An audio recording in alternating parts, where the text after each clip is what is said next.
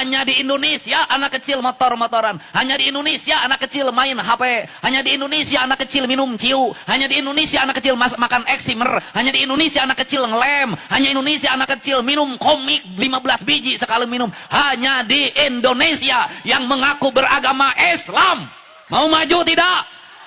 Rubah perilaku buruk. Anak kecil jangan dulu main HP. Anak kecil jangan main motor. Bocah cilik tinggal di rumah. Bantu ibumu ke sawah. Bantu ibumu ke ladang. Bantu ibumu ke kebun. Pelihara domba. Pelihara sapi. Pelihara ayam. Tumbuhilah jadi entertainment baru. Pelihara laut. Jadilah nelayan yang hebat. Jadilah petani yang kuat. Jadilah pengusaha yang kokoh. Jadilah politisi yang handal. Engkau adalah harapan bangsa. Jangan kayak sekarang. Orang tua hari ini tak sanggup lagi menghadapi anaknya.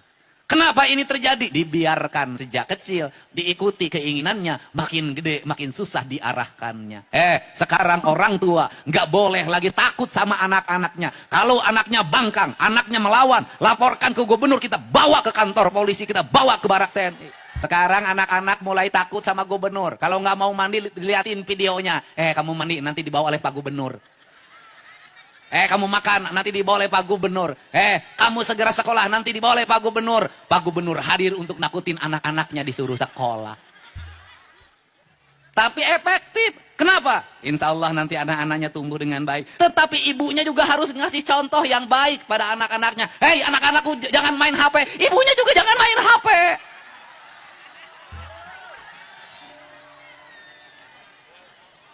Kamu nak, jangan main TikTokan terus nak. Jangan main TikTokan.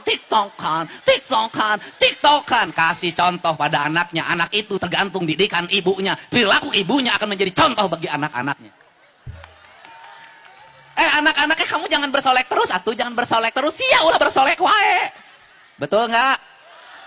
Ibunya ajarin anaknya nyuci piring, ibunya ajarin anaknya mengepel, ibunya ajarin anaknya memasak, ibunya ajarin anaknya nyuci baju, nyetrika baju. Ingat, anak-anakmu ulah dibere kejo mejikom. Kenapa? Hari ini banyak ibu-ibu pengadulan, pemalas. Ibu-ibu rubah dirimu sekarang ya. Mau jadi tauladan anak-anak? Berilah masakan yang baik bagi anak-anaknya. Karena masakan yang dibuat ibunya adalah doa bagi anak-anaknya. Maka saya meminta dalam surat edaran saya. Kaum ibu Jawa Barat. Sebelum nanti pembelakuan makan bergizi gratis. Dari sekarang ke sekolah gak usah dikasih uang jajan anaknya. Kasihlah bekal yang cukup dalam bentuk makanan yang engkau buat. Karena dalam setiap butir nasi yang engkau buatkan, di situ ada doa yang tembus ke langit. Doa keikhlasan seorang ibu pada anak-anaknya. Assalamualaikum warahmatullahi wabarakatuh. Salam Om Swastiastu, Namo Buddhaya, salam kebajikan dan salam sejahtera untuk kita semua. Kang Deddy Mulyadi, The Charismatic Leader. Mungkin itu adalah julukan yang tepat yang bisa kita persembahkan untuk seorang gubernur Jawa Barat yang sapaan akrabnya ini adalah Bapak Aing. Jujur, semua orang hari ini terpesona, terkagum dengan sosok pemimpin Jawa Barat, Kang Deddy Mulyadi.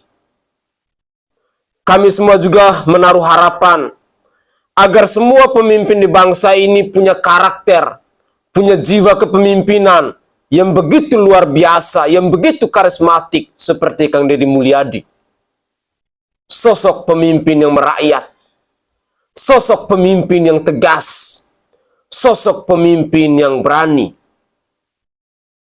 Deddy Mulyadi hari ini menjadi salah satu pemimpin yang ramai didiskusikan di berbagai platform media sosial karena kehebatannya, karena pola pikirnya yang visioner, karena dirinya yang selalu merakyat.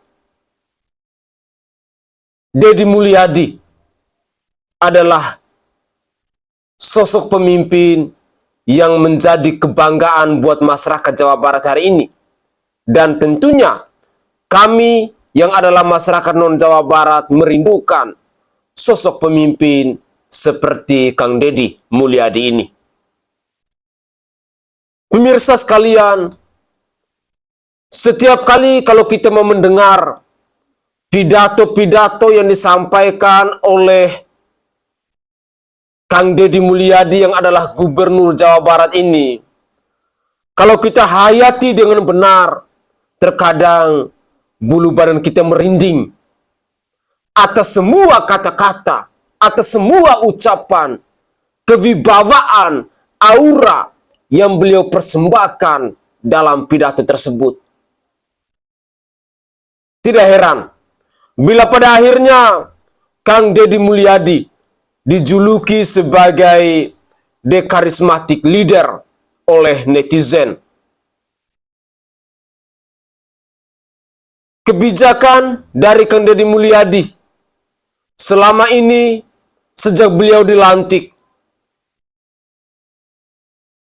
menjadi perbincangan hangat di berbagai platform media sosial karena ada pihak-pihak yang merasa lahan basahnya diambil alih oleh Kang Deddy Mulyadi, khususnya para wakil rakyat yang ada di Provinsi Jawa Barat, yang hari ini selalu berkoar-koar di media sosial, berusaha membangun narasi agar masyarakat Jawa Barat lebih percaya kepada wakil rakyat daripada Kang Deddy Mulyadi. Tetapi seringkali saya menyatakan dengan tegas bahwa rakyat Jawa Barat hari ini lebih percaya kepada Kang Deddy Mulyadi yang adalah Gubernur Jawa Barat, bukan kepada wakil rakyat yang kerjanya hanya berkoar-koar, yang kerjanya hanya melakukan kajian, yang kerjanya hanya duduk rapat, lalu pada akhirnya mereka merampok uang-uang dari rakyat. Pemirsa, berikut ini ada satu cuplikan video yang menarik, di mana video ini datang dari Bung Jeff yang saat ini stay di Jerman. Beliau mengatakan bahwa KDM adalah the charismatic leader. Inilah cuplikan video selengkapnya. Kang Deddy Mulyadi atau KDM adalah pemimpin charismatic leader of West Java. KDM mengadakan kebijakan dynamic governance atau tata kelola pemerintah yang bersih, jujur, adil, efektif, dan efisien. Paradigma antara KDM dan masyarakat seimbang dan setara yang membuat masyarakat tertarik, simpatik, dan percaya padanya. Semua kebijakan dilaksanakan secara rasional dan logis serta terukur. Mungkin Anda berpendapat lain, it's okay, tapi saya juga berpendapat bahwa KDM adalah seorang charismatic leader berdasarkan fakta dan kenyataan yang terlihat di lapangan. Beliau baru saja dilantik jadi gubernur, tapi telah membuat kebijakan publik yang produktif. KDM ingin membangun kesejahteraan masyarakat dan kesuksesan Jawa Barat yang merupakan visi dan misinya. Salam sukses, Kang Deddy Mulyadi, the charismatic leadership of West Java. Salam Bung Jeff, Germany.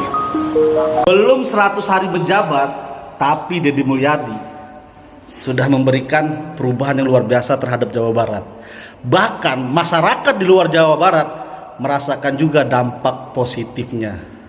Jadi bayangkan bagaimana 5 tahun ke depan dengan hadirnya pemerintahan Pak Deddy Mulyadi, Jawa Barat akan lebih maju yang pastinya. Mari untuk masyarakat, kita kawal, kita dukung bersama Kang Deddy Mulyadi agar menjadi Presiden Indonesia masa depan. Mari kita doakan, mari kita dukung.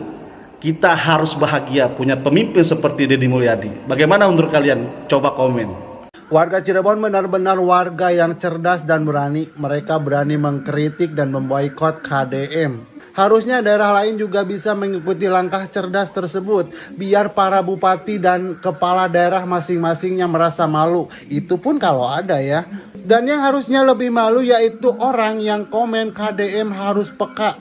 Padahal jalan yang dikritik bukan kapasitas gubernur, tapi kapasitasnya bupati. Salam waras.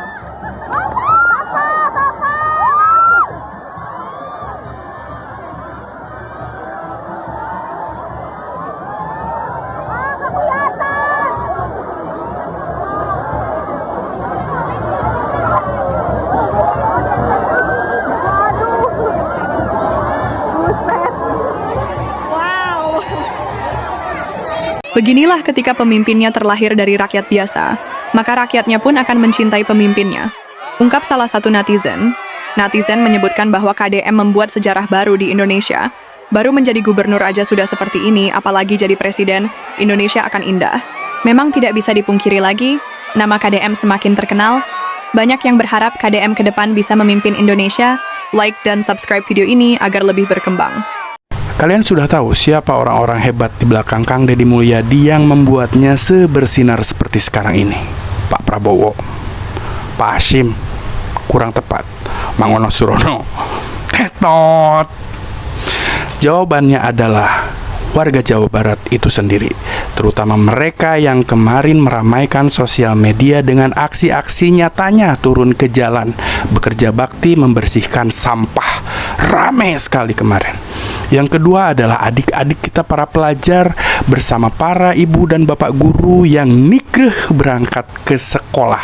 Mereka telah membuktikan bahwa sesuatu yang sulit dilakukan sebelumnya karena harus keluar dari zona nyaman, ternyata bisa dilakukan dengan sangat mengasihkan dan menyenangkan. Kalian tahu apa jasa besar mereka untuk Kang Deddy Mulyadi dan Jawa Barat?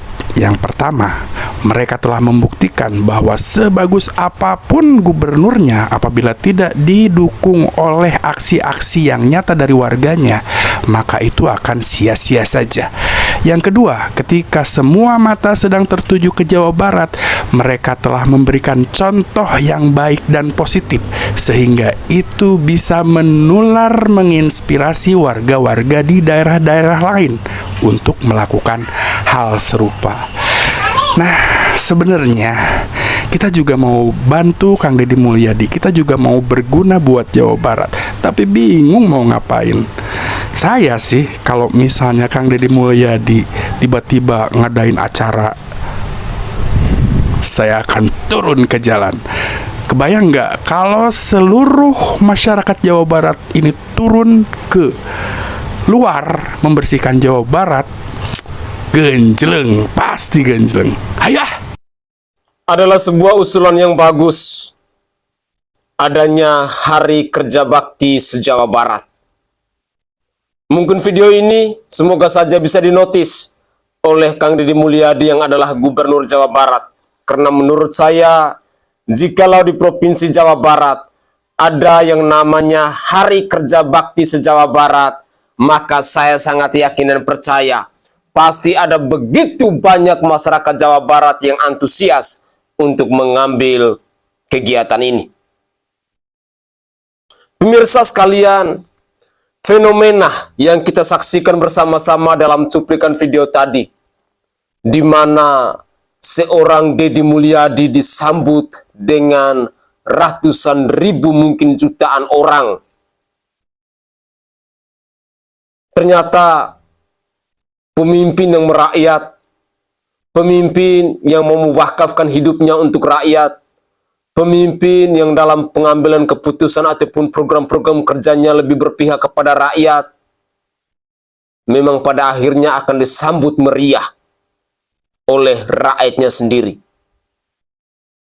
Saya sebagai masyarakat non-Jawa Barat mau mengucapkan terima kasih banyak kepada masyarakat Jawa Barat yang begitu luar biasa, yang begitu antusias untuk mendukung segala program kerja dari Kang Deddy Mulyadi yang adalah Gubernur Jawa Barat ini. Kami sangat yakin dan percaya dan kami sangat setuju dengan statement dari netizen tadi bahwa yang memviralkan, bahwa yang membuat Kang Deddy Mulyadi bisa sepopuler ini, itu bukan datang dari para elit, itu bukan datang dari para penguasa, tetapi datang dari masyarakat Jawa Barat.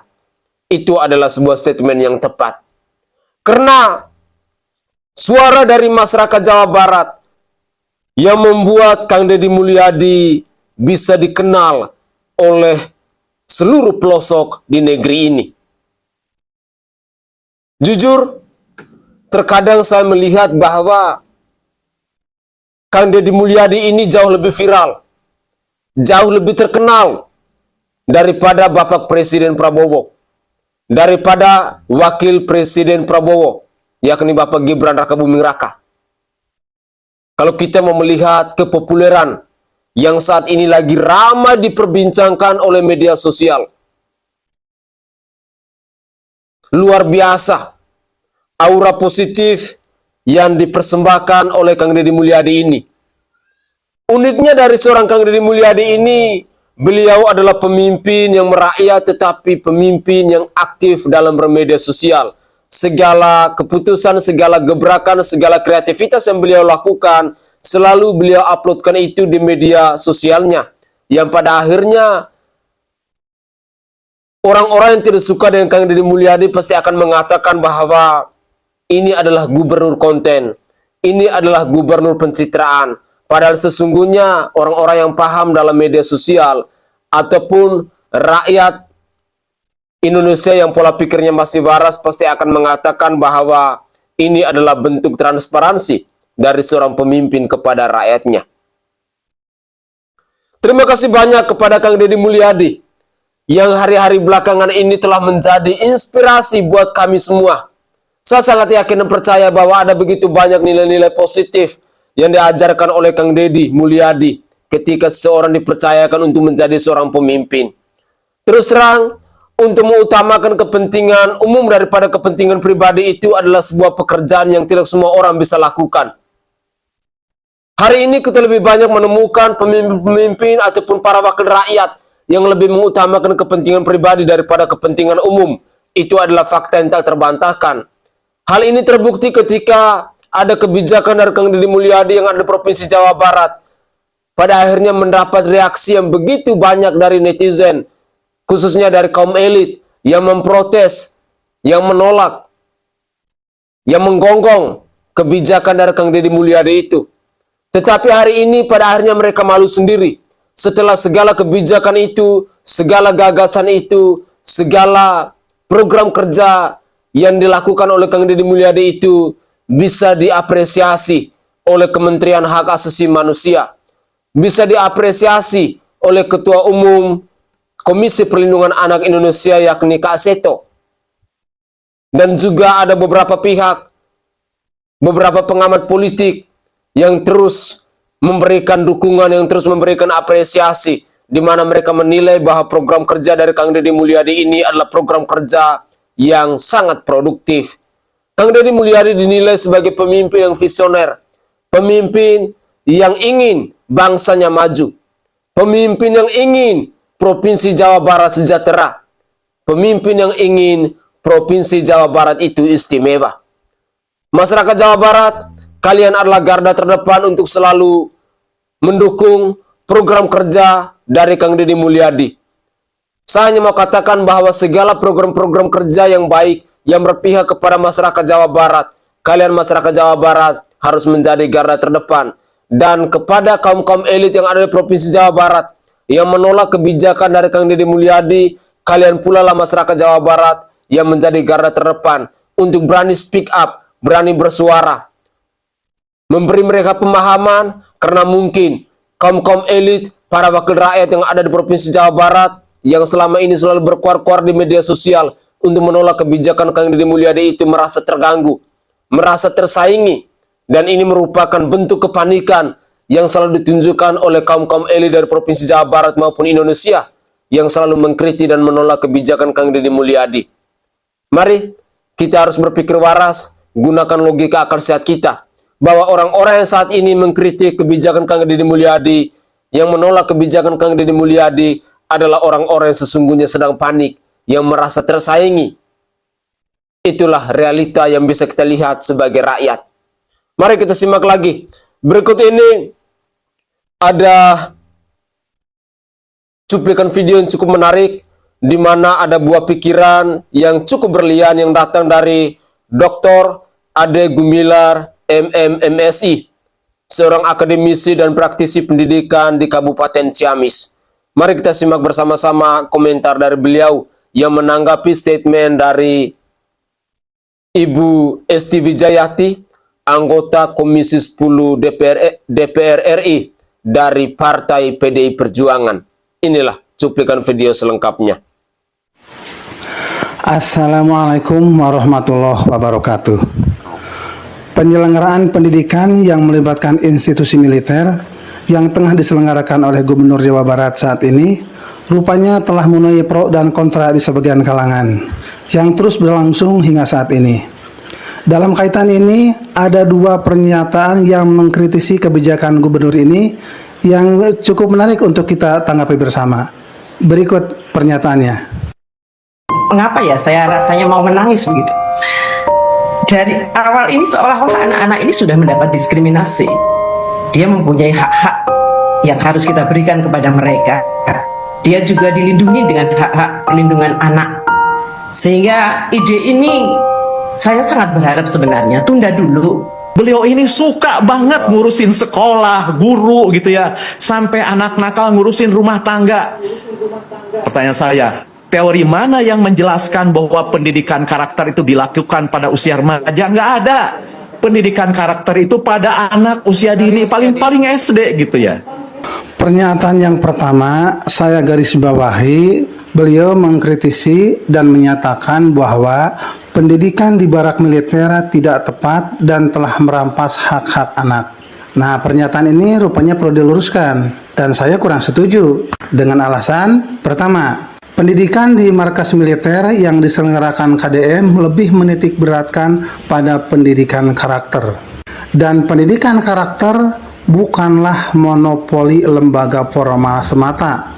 Institusi lain pun berhak untuk terlibat. Nah, alasan yang kedua, ini bukan militerisasi, tapi pembiasaan nilai disiplin. Penggunaan metode pelatihan yang sudah teruji dalam membentuk disiplin, keberanian, dan mental tangguh. Alasan ketiga, hak anak justru dilindungi melalui pembentukan karakter. Perlu kita ketahui bersama bahwa hak anak bukan hanya sebatas soal kebebasan, tapi juga hak untuk tumbuh dan berkembang dengan karakter yang kuat yang membuat mereka mampu menghadapi tantangan zaman. Program ini justru melindungi hak anak tersebut untuk mendapatkan pendidikan karakter yang kokoh sehingga mereka lebih siap untuk menghadapi tantangan di masa depan. Nah, yang keempat, bukti internasional. Metode sejenis sudah berhasil di banyak negara. Banyak negara-negara maju lainnya yang berhasil menyelenggarakan pendidikan karakter dengan melibatkan institusi militer. Itulah alasan saya kurang sependapat dengan pernyataan ibu ini yang pertama ini. Perlu diketahui ya sahabat semua, bahwa pendidikan karakter itu terdiri dari 4 tingkatan. Level yang pertama yaitu pendidikan karakter di anak usia dini, usia paling tinggi sampai 6 tahun. Fokusnya adalah pembentukan dasar karakter melalui pembiasaan. Kemudian tingkatan kedua yaitu usia anak 7 sampai 12 tahun, yaitu di tingkat SD. Fokusnya adalah pemahaman nilai-nilai moral dasar dan pembentukan kebiasaan sosial. Nah, level yang ketiga usia remaja, usia 13 sampai 18 tahun, yaitu SMP sampai SMA.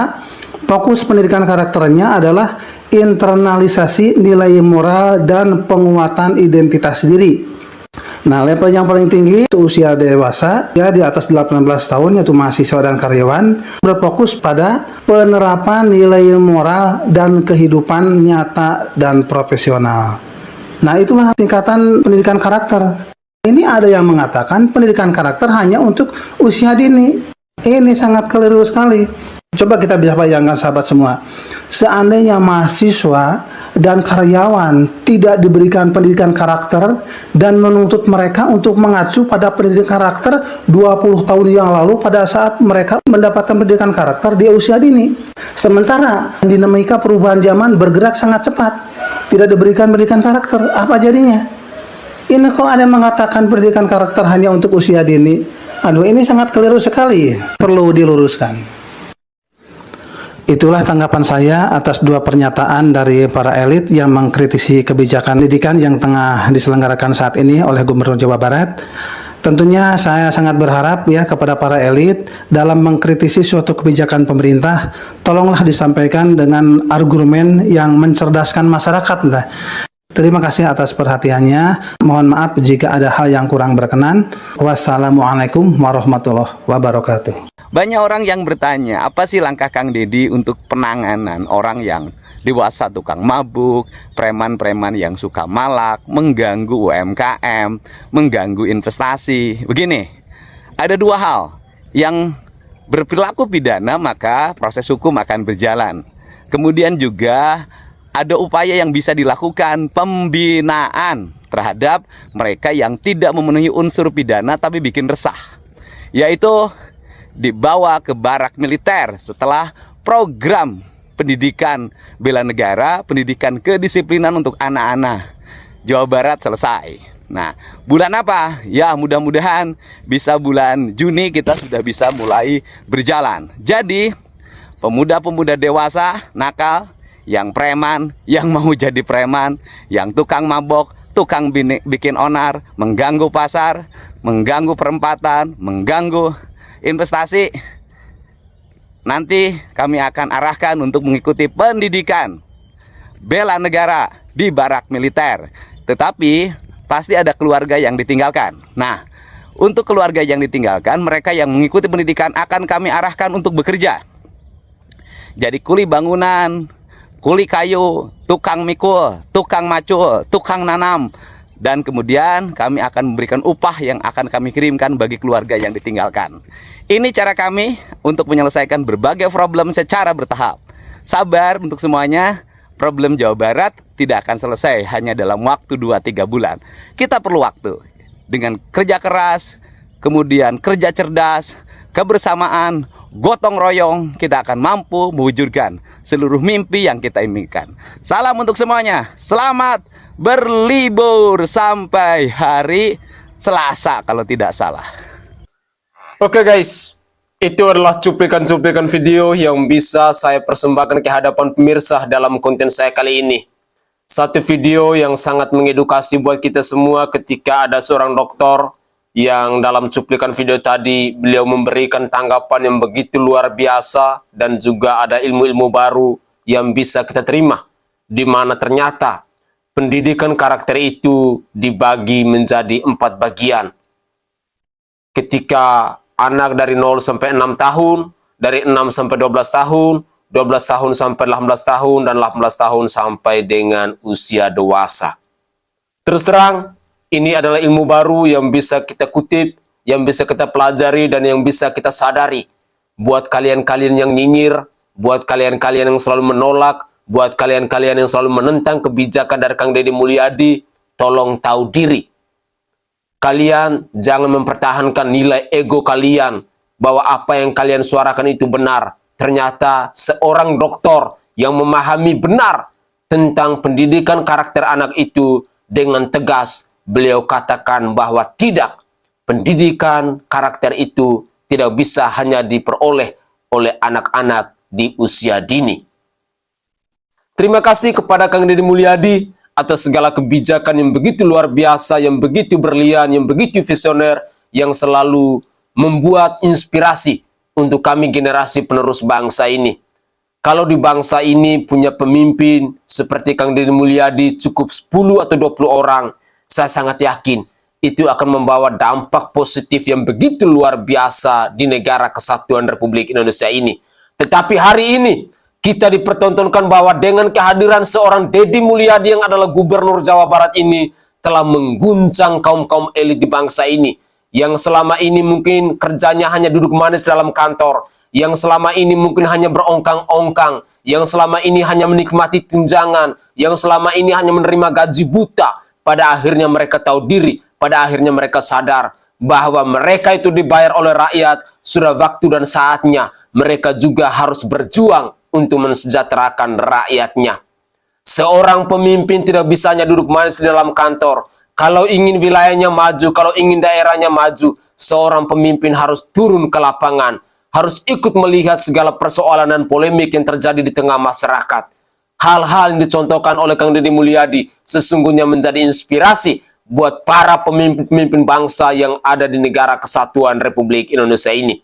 Pemirsa sekalian, semoga saja cuplikan-cuplikan video yang saya persembahkan dalam konten saya kali ini bisa bermanfaat buat kita semua. Saya Sainai dari Provinsi Nusa Tenggara Timur. Saatnya kita yang rakyat jelata harus berani untuk bersuara. Salam hormat, salam NKRI, dan salam Pancasila untuk kita semua.